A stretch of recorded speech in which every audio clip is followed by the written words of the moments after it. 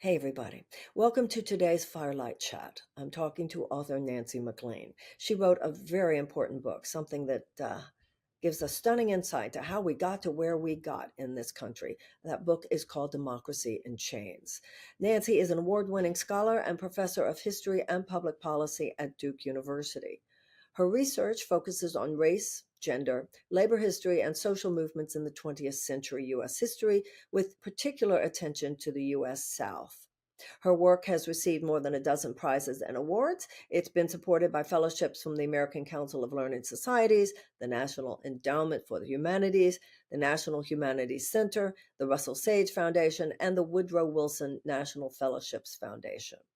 Her books include Behind the Mask of Chivalry, The Making of the Second Ku Klux Klan, that came out in 1995, and Democracy in Chains, The Deep History of the Radical Right's Stealth Plan for America, that came out in 2017. And now there is an updated version in which Nancy has included some of the chapters of our history that have unfolded more recently since 2017. So we're very fortunate to get to hear from her today.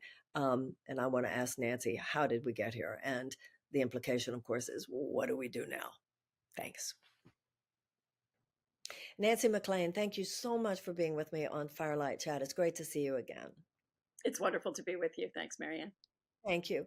When your book, Democracy in Chains, came out, I remember being kind of stunned by it. That was what, in 2017 that book came out?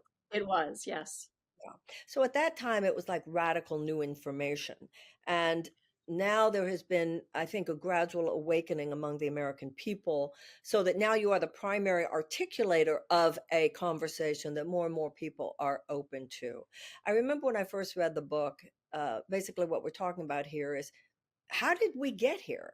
What Yeah. was the actual systematic strategy that really caused such a movement of the Overton window in a rightward direction in the United States? I remember reading about the economist named Buchanan and all of the things that you write about in that book. So, really, I'd like to just kind of throw it over to you. What happened, and how is it that our democracy got put in chains?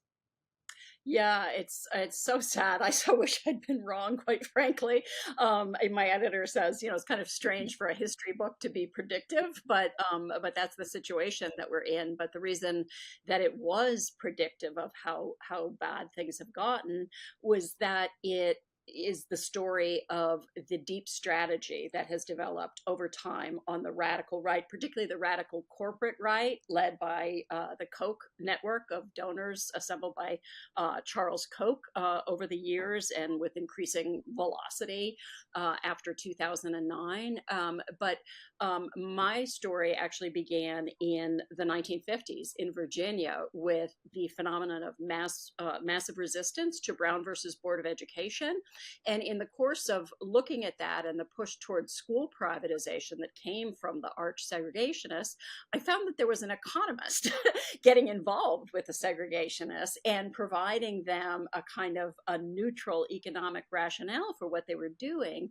And I became fascinated, wondering how anybody could do this, especially, someone who was cosmopolitan and, a professor and, spoke five languages. And why would somebody do that? Anyway, fast forward, what I found, going through this James Buchanan's archives and then connecting them with what was unfolding in the world around me from 2011 on, is that Buchanan developed the strategy that has been implemented by the literally hundreds of organizations that the Koch donor network funds, and it is a strategy that is basically designed to, and here I'm not joking, I'm not exaggerating, reverse engineer the 20th century, to try to make it so that all of the popular policies that came into effect, they particularly point, by the way, to women's suffrage as undermining their model of a good economy as being one of the contributors to that.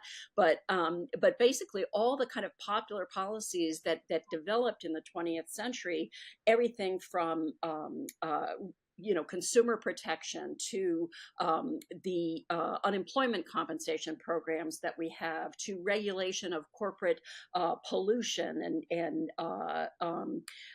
things like Social Security, Medicare, all of these things, these people are against, but they understand that these policies are very popular with the people and the voters. So, what their strategy aims to do is to systematically demolish popular power, particularly, but not only groups like unions, also Planned Parenthood, other groups like that, demolish that collective popular power, and then at the same time re engineer the political system so that their ideas and goals have a better chance to prevail through things like voter suppression, gerrymandering, the weaponization of our federal system to empower states against the federal government. And of course, the ultimate part of, well, not the ultimate, sadly, the penultimate part of their strategy is court capture and changing the way the Constitution has been understood. And we absolutely see that with the current Supreme Court and all of the unpopular decisions it is inflicting on the American people that are taking away our freedoms, from reproductive freedom, to college access, to, again, environmental protection, and so much more. So, in a nutshell, that's kind of the story that I was tracking. So I remember when I first read the book, Buchanan was just Mhm. this economist. I remember ultimately he even won a Nobel Prize, right? At the Mhm. time, it was about the 1960s, right? That he was working, Well, he was 1950. setting to work he went to Virginia in 1956 and then was very active, as a scholar, also secretly connecting with corporations Yeah. and right wing political leaders in the 1960s. But he won the Nobel Prize in 1986. So I remember reading a kind of chilling sentence in your book, something about how he said that in order to ensure the primacy of property rights, we would have to put democracy in chains. And that's where the title of your book comes from, right? Yeah, he actually spoke of, in his terms, enchaining the Leviathan, which is how they referred to The, government. the, But he the will also, of the at one people. So wait a minute. Well, hold on. So is the Leviathan in their mind the government, or in fact, is it not the will of the people? it is the will of the people enacted by modern governments. And Buchanan actually did use a phrase in the early 2000s to say, why would anyone expect, in his view, sound economics to prevail? After the 18, after the, as he put it, after the demos had been unchained, and for a Okay, so man who hold on. was Let's take it a little had slower some here. This is fantastic. So hold on. After the demos has been unchained, which means the will in of the Greek, people prevails. right, And of course, right. Jefferson, it said the only safe repository for power is in the hands of the people. So he's saying, how could you have Mhm. sound economics if the people have their way? Because he's Yes. talking about an economics that basically serves the property owner. Yes, absolutely. It's what I think of as property supremacy. And it's not a coincidence that that property supremacy overlaps significantly with white supremacy. Well, of course, going all the Buchanan, way back to the yeah, ownership of slaves. That's what that is, they're my exactly, property. exactly. And that is that And evil, there's the other. very significant overlap between his ideas about government and where classes come from and the problems of tax transfers, and the thinking of John C. Calhoun, the 19th century US Senator and former vice president, who ended up leading the militant South toward what became secession. But he was also a very sophisticated anti-democratic theorist, and Buchanan's ideas really overlap significantly with his, as even Buchanan's own students recognize. So, where does Ronald Reagan come in? Oh, yeah, interesting point. So Ronald Reagan, of course, was governor of California before he was president. He was deeply connected with the right in California, with, again, the kind of right that we see now, the kind of based in fossil fuels, industrial agriculture, a lot of industries that are dirty industries that have problematic consequences for their workers and for the public. And that was really the base of the political right in California.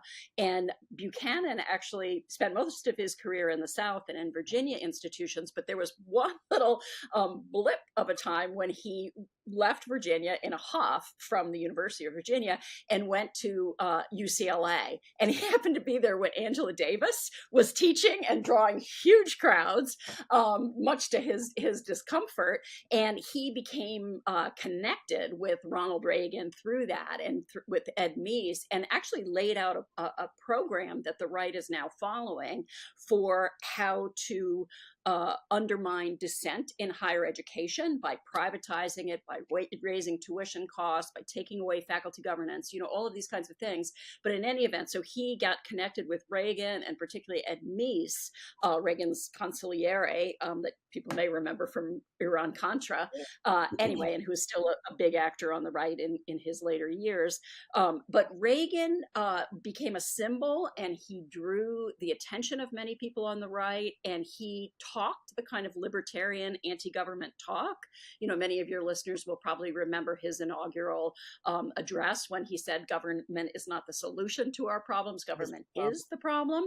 But if you can imagine the kind of people that I'm writing about here, that I wrote about in Democracy in Chains, Buchanan and Charles Koch and all the kinds of operatives and others that they have, allied in this cause, they found Ronald Reagan to be a great disappointment because he was not right-wing enough.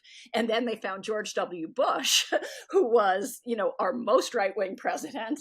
When he was in office, they found George Bush to be a disappointment. And in both cases, what they were angry about is that these figures, again, would kind of talk the talk of libertarianism, but they wanted to stay popular. So they wouldn't do things like privatize Social Security, privatize Medicare. Bush talked about it. Hold on a second. He did. One a second. Now he did flirt with that, but he didn't get it.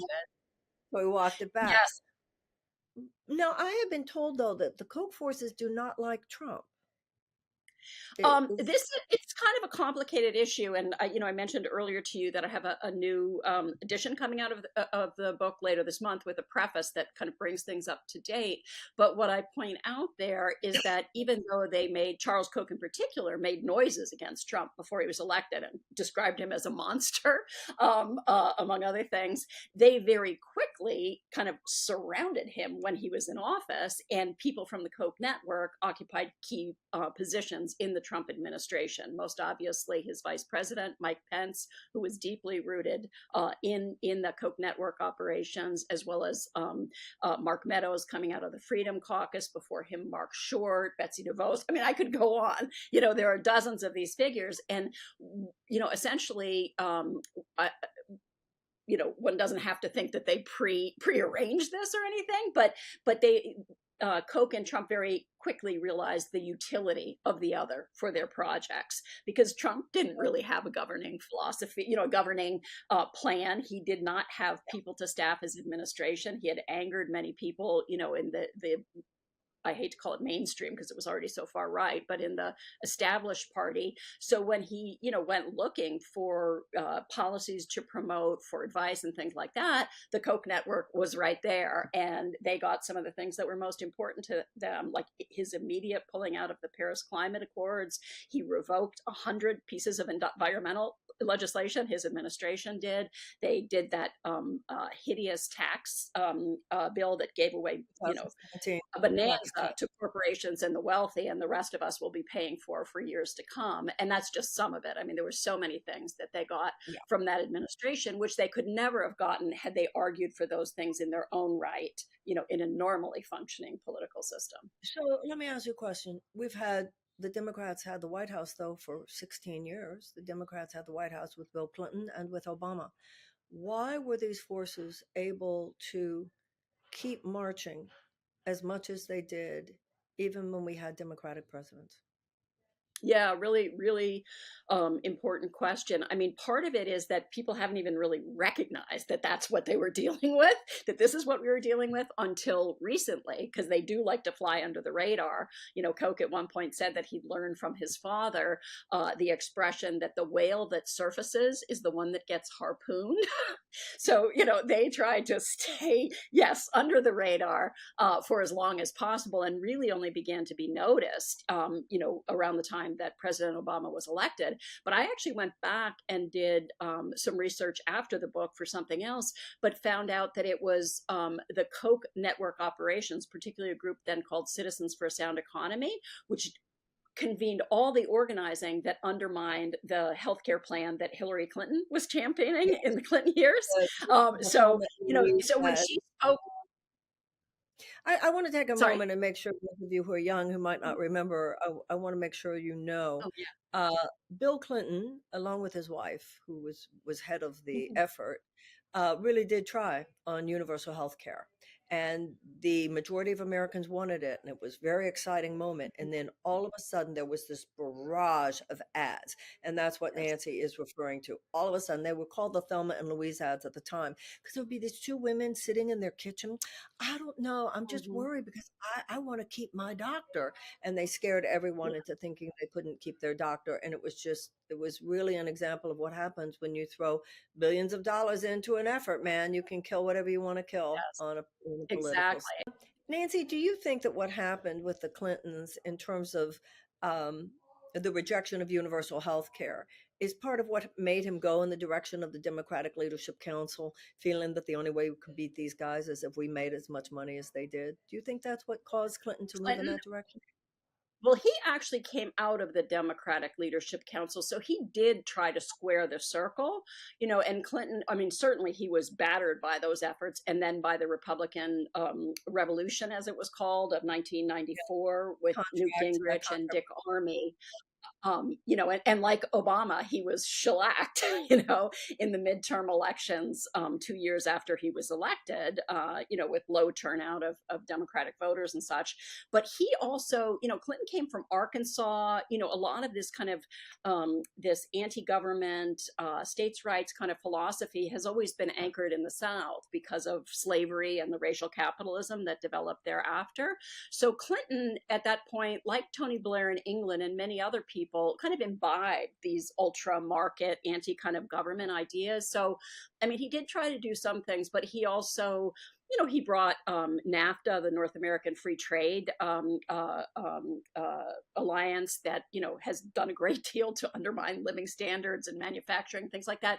So Clinton was problematic in many ways as a president, in ways we see even more clearly with hindsight, and I think that's partly why Hillary Clinton aroused not that much enthusiasm among the many of the Democratic voters that she needed to reach to prevail in 2016, because she was seen as associated with those policies and with that presidency, and really didn't have an answer for people in places that had been deeply damaged by those so-called free trade policies. And so, and Obama, in some ways, I think, also kind of drank some of that Kool-Aid, even though he tried to do different things. So, so there have been challenges within the party. I think one of the things that we've seen since 2016 in particular is a kind of fight for the soul of the party. And I think it's very interesting that grassroots groups, community groups, or labor unions, immigrant rights groups, women's groups, environmental groups, so many people have actually push the current administration to the left on many of these issues in a way that is more so than under certainly under Clinton, and even under Obama, because the conditions in our society are so different and people are frustrated, understandably. Well, I don't know. You've got four major environmental organizations that have endorsed Biden. Biden has given more Mhm. oil drilling permits even than Trump did. He has okayed the Willow Project. So, and when you look at some of the so-called progressives, even AOC having endorsed Biden this time, I don't know how you're pushing someone to the left when you're endorsing them right away when they are actually not standing for the things that you want. So I think this idea of the Biden leftward direction is kind of overstated, both in terms of what he has accomplished and also in terms of those who are supporting him. Certainly, if Build Back Better had passed, that would be a whole different thing. But there Right. I are, was talking about, yeah, setting the yeah, agenda for the administration. And it is a challenge. I mean, we can forget now, but FDR had huge majorities in Congress. LBJ, Lyndon Baines Johnson, when he was, pushing for the civil rights legislation, voting rights, and the Great Society legislation of the 1960s, had a majority of like 60. Like, he could lose a lot of people and still prevail. Biden came in, and I was talking about, his agenda coming into office, was much more progressive, I think, than these previous figures, but also had such tight margins with the filibuster in the Senate. There were only 60 Democratic yeah, senators, yeah. and You Joe also have, Manchin yeah, increased the yeah. number. See, I have, there's so much making excuses for these Democrats.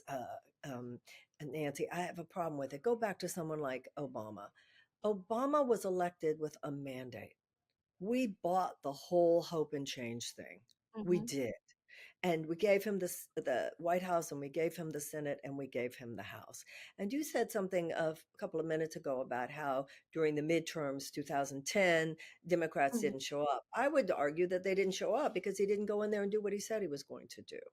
So, I mean, sometimes it's about Democratic presidents being blocked, and sometimes it's about the Democratic presidents not doing what they said they would do and showing the spine once they got there. You know, one thing you said about the Republicans is they Mm-hmm. consider winning the election their mandate. And Democratic presidents sometimes, it's like you were. I remember you were saying in our last interview that Clinton himself said about himself, "I'm an Eisenhower Republican." Yeah. Didn't you Yeah. tell me that? So Nancy, I may somebody else might have, but I certainly know that right, he's thought right. that the political system in the U.S. had shifted so far to the right. I will say though, there's another interesting piece here, and that is that for many, many, many years in this country, we had essentially two different electorates: the presidential electorate, because most Americans tend to focus on the person at the top of the ticket, and personality questions, and then the midterm election electorate, and the midterm electorate has traditionally skewed older, whiter, and wealthier because and so many people don't even understand state politics. So much of this Koch style radical right revolution has been carried through at the state level in states like my North Carolina, because a lot of people don't even vote the whole ticket, right? They leave part of the ballot blank, and as a result Republicans get disproportionate power. But one of the things that we've seen that's been so interesting since Trump was elected in 2016 is that that's changing. And the midterm turnout of particularly young voters, Gen Z voters, has gone up. Also, women were outraged, at the Dobbs decision and turned out in significant numbers in 2022, along with young people who are concerned about and young people. The data, the information that we have suggests are much more concerned about issues than about the personalities at the top of the ticket. So if the issues are reproductive freedom, protecting gay and trans people, trying to get action on the environment, like those are things that are very motivating to them. So that is one really encouraging development that we've seen in the last few years that Well, I am hoping will continue.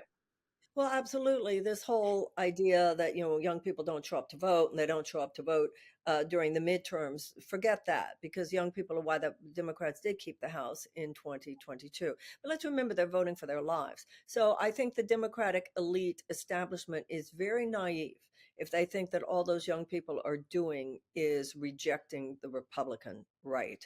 They're also rejecting the neoliberal Democrats. If, on one hand, as you were saying, uh, anybody who'll stand up against, diminishing women's reproductive rights, anyone who will stand up against the efforts to, to go after transgender. But also, they realize that the establishment neoliberal Democrats are not giving them universal health care, are not giving them tuition-free college and tech school, et cetera. So, my own Well, yeah. feeling is that for the Democrats to think all they have to do is not be the radical right is really kidding ourselves. And I don't think that that kind of view would be enough to win in 2024. Now, I want to ask you because Oh, last I time absolutely think. Yeah, but I will say too, and I'll just push back a little on this because I do think, on some of these issues, it has been a problem of. I mean, and I always want to see more than we get. So just to be clear about that, but we have a very difficult, recalcitrant kind of political system, and I do think, the fact that the Supreme Court undermined the tuition relief that students were going to, young people were going to get from the Biden administration, they didn't stop trying to do that. They're trying to find other ways around that now that can be done, that can be within the way that the Constitution is being Yeah, interpreted but by the current courts. And yes, ditto, that's true. today I just saw something about renegotiating the leases on federal land, and it was astonishing to me to see that Yeah, since these that's things were true. created like more than a century ago, nobody has changed the royalties that fossil fuel companies pay for, drilling on federal lands and mining on federal lands, or the amount that they have to pay up front if they cause problems or things like that. So, that is another thing that's going through at the executive level, because it's impossible to get it through, Congress at this point. But I think we have to watch all these things. Because one thing that I worry about as an educator, with young people is honestly, and I hear this from people in all kinds of domains, like we have as a country dropped the ball on civic education, and a Yeah, lot of, I'm well, sorry, young what? people and older people on on civics, right, on understanding like how does an idea become a bill, become law. What is the authority, does what authority does a president have as an executive, what is the balance of things between states and federal government. And so there's a lot that people don't know, and particularly I think in the social media intensive, 24/7 media environment that we're in, we tend to, there's big dust ups often over things that are, how some person behaved or what they said. And what isn't getting attention is the kind of thing that investigative reporters, there, of which there used to be many, many more, would dig into and really, expose in terms of deep, structural problems or challenges or things that have been done right. But we're not getting a lot of that news, and we're getting a lot of noise. So I think the crisis of the media, in the internet age is part of our problem, but like good news, as Sarah Kendior said, in one of her books, good news, like accurate fact-based investigative news, went behind paywalls at the same time that disinformation was being, put out by fire hoses for free. So there's just so many dimensions to the crisis that we're facing now, and it's hard to keep them all in view, but I think it's helpful. Yeah, and Biden also did vote for the bill that said you couldn't go use a bankruptcy, you couldn't go bankrupt with the college loan debt and things like that. So I just have a sensitivity about making, always coming out with this Mhm. kind of codependent, making excuses for Democratic presidents. I hear what you're saying, but I think Mhm. also there are ways that even despite all the machinations of Washington, great leaders can cut through and make things happen, or at the Yeah. very least, talk to the American people. Now, when you and I talked Can I before, add one thing there, Marianne? yeah, I think this is apocryphal, but I have read in a number of places, though I've never seen it fully sourced, that FDR, Franklin Delano Roosevelt, who was president, for the young people, during the Depression, and was key factor in creating what we call the New Deal and kind of the modern federal government that meets our needs, even if imperfectly. But he is said to have told Union people who came to see him, okay, well, make me do it. Make me give you the legislation that you want, right? And what he meant by that, and this, same thing has happened to civil rights activists, women's movement activists, environmentalists. There has to be independent social movement organizing on the ground to create the opening for significant policy change. And if we don't have that, then we don't get the policy change. So, like I would say too, at this moment, we've lost our anti-war. Like where are people who are worried about the size of the military budget, right? Other I than don't like know, Bernie you Sanders is know, trying to chip it say down by that 10%. to all the millions of people who worked so hard to elect Bernie Sanders, and the DNC suppressed his voice. I mean, it's a little more complicated than that too, because a lot of people would say that they tried so hard to do exactly the kinds of things you say the people need to do. It always comes down to, well, the people didn't make us do it. The people have tried so hard, and I think we need to deal Mhm. now with how sclerotic the political system is, including among the Democrats, that sometimes makes it Mhm. so hard for the will of the people to really be effectuated. But going back, when you and I spoke before, this was before the update in your book. And I know now with this update, you're taking on the whole Trump phenomenon. How did, we understand, starting with the economist Buchanan, the primacy that in Mhm. order to protect the primacy of property, we have to put democracy in chains.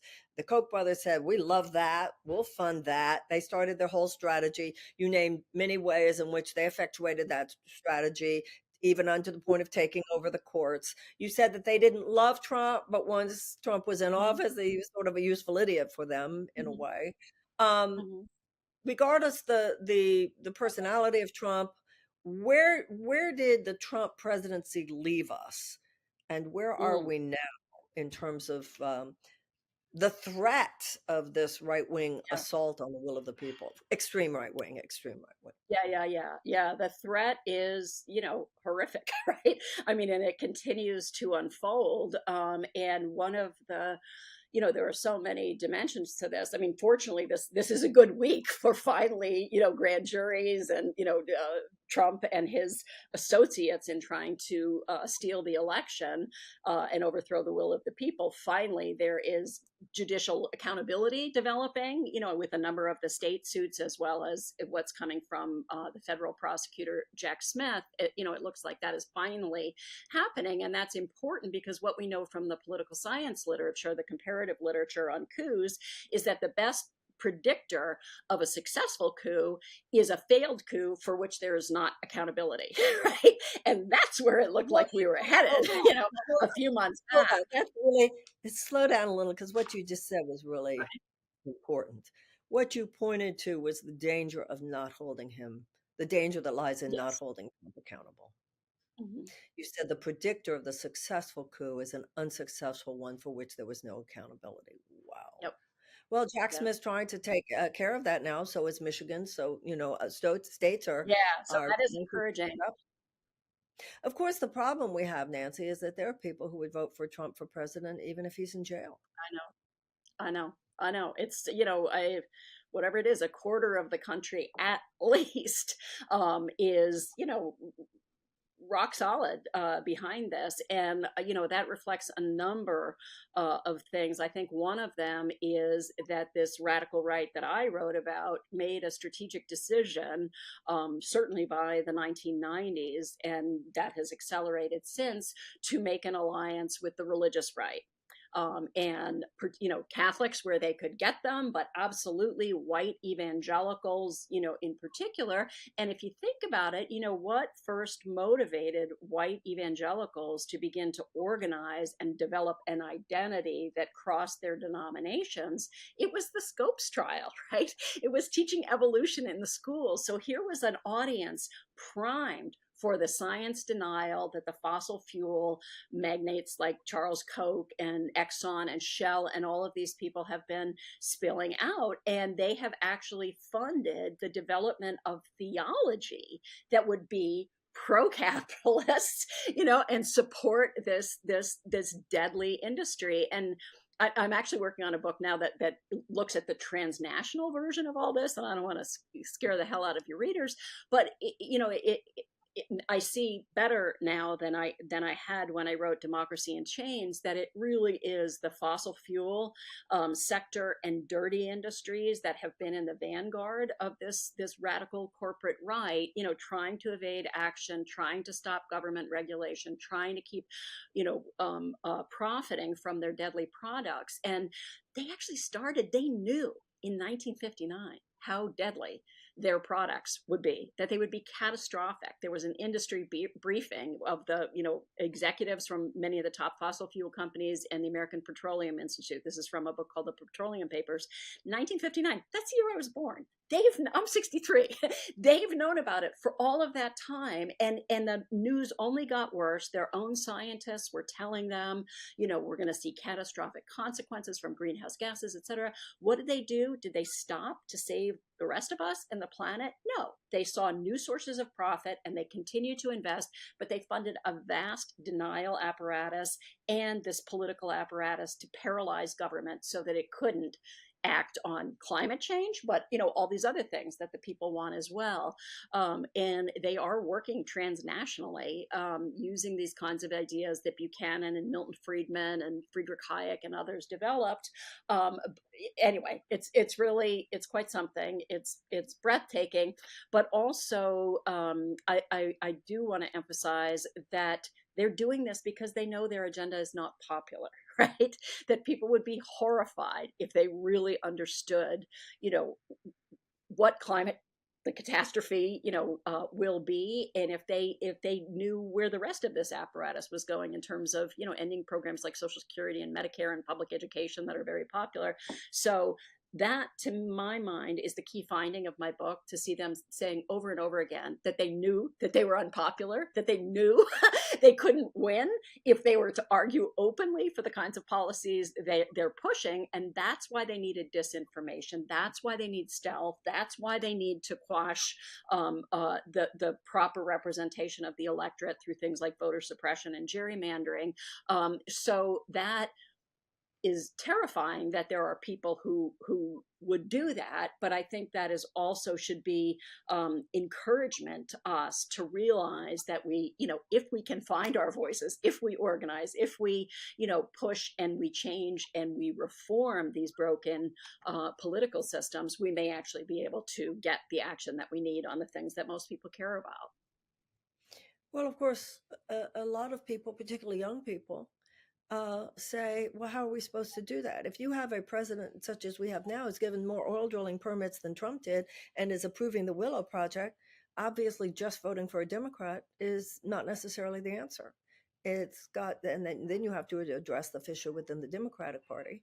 And of course, as someone who's running as a progressive, I recognize that the establishment, elite, corporatist Democrat, when it comes to things like military spending, when it comes to things like um, uh, big oil, are as obeisant as are the Republicans these days to the corporate dominance of policy because of corporate donations. So I think that, it's so hard, Nancy, because you and I have an institutional memory of times in history when if you pushed hard enough, you could get there.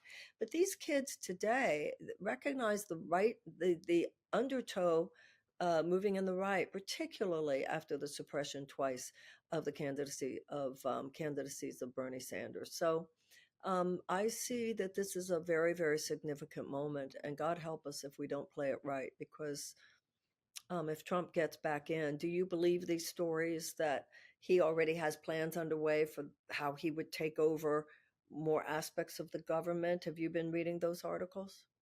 Yeah, I mean, and they're being reported by really excellent, experienced veteran investigative journalists like Maggie Haberman at the Washington Post. Yes, I do believe it. And Trump has been advised by people. I mean, his plan to overthrow the election came from someone who was the chair of the Federalist Society's. I forget exactly what the title of the commission was, but it was the Federalism and State Practices or something. So these are people who come from these organizations that I was writing about in Democracy in Chains. They are no friends of democracy. And what we've seen too, I was mentioning that my new work is about the global aspects of this, because if we there's so much to preoccupy us in our own country, but we're not the only country going through things like this, right? Yeah, I mean, Hungary absolutely. has an authoritarian government that Absolutely. the And then American you Republican have Party people like Tucker is not. Carlson looking at Viktor Orban and saying, this is just great. There are Yeah, people in the that's what we Republican want. Party Yes. actually And then there was pointing. Bolsonaro in Brazil, the Yeah, Brexit they vote, love and him. Yeah, but anyway, what I'm finding in this current research is that this thing called the Atlas Network, which the Koch network has been investing in since its creation in 1981, their affiliates have been involved in all of these things. So I think that's what's happening with them is that they have become frustrated by the inability to make the kind of progress that the donors are now demanding, in as fast a way as they are seeking to get it. And so they are starting to look to these reactionary populist figures like Trump, like Bolsonaro, like Boris Johnson, like Viktor Orban. And by the way, Berlusconi was the first, but at that point we didn't understand, anything about this network or anything. But Interesting. they are seeing that if they get a figure like that, it is enough to distract the public, to create identity based kind of tribal divisions among people, to kind of break up the way things normally happen, create what one of them wrote in the 1960s as a populist reset, pointing to Joe McCarthy as a good example, and use that kind of chaos in order to push through their agenda. And we see that now. They talk about, certain actors as what do they call them? Chaos agents. So Mhm. Steve Bannon talked about Joe Kennedy as a chaos agent, a useful chaos agent, in this election. So these are just such fraught times, but I think it's really incumbent on all of us to learn as much as we can about kind of what's going on behind the scenes, because once you see what the strategy is and what the end game is, you're in a much more empowered way to figure out, how to navigate it and how to think about how each of us, can make a contribution. And we all have different skills, different resources, different networks, we're placed in different parts of the country, but there's something for everyone to do in this crisis. And again, once we see, kind of, it's almost like having X-ray vision. I think, once you have that X-ray vision, you're in a much better position to figure out how to spend your limited energies and resources, because of course people have chaos happening in their personal lives in these times too, when there's so much Well, less well, social I think support also for when you said it's helpful to know what's really happening behind the scenes, I think your work, what has been so illuminating for me, is it's not just making it clear what's happening behind the scenes, but also making it clear how all this happened, to look at the history, yeah. to see the trajectory. That to me is what just opens your eyes. And then you get it, and you get that they're simply being successful at what they set out to do a long time ago. And if Democrats are only reactive as opposed to proactive in Mhm. developing the kind of society we want, then there will be a Yep. limit to how much you can fight this stuff off. Because Mhm. um, there is a level on which it becomes almost perversely attractive to people who are looking for a strong man and don't realize Yeah. that the strength comes from democracy itself. Nancy McLean, Yeah. you're fantastic. Thank you very, very Oh, much. thank you And so much. It's a it's pleasure to wonderful to speak with have you. you. And yes. Thank you. And So remember, everybody, Democracy in Chains, there is now a new edition, which is the updated edition, because the original did not include the years of Donald Trump and so much of an update on what's going on now. And when it comes to all of this that we've been talking about today, as far as I'm concerned, there's nobody sharper than Nancy McLean to tell us what's really going on, how it happened, and to give us really profound insight into what we as citizens need to do about it now. thank you so Nancy, much, Marianne. And thank thank you to you. the listeners for taking these issues so seriously and trying to So find effective ways to act. we all need to. Thank you so much.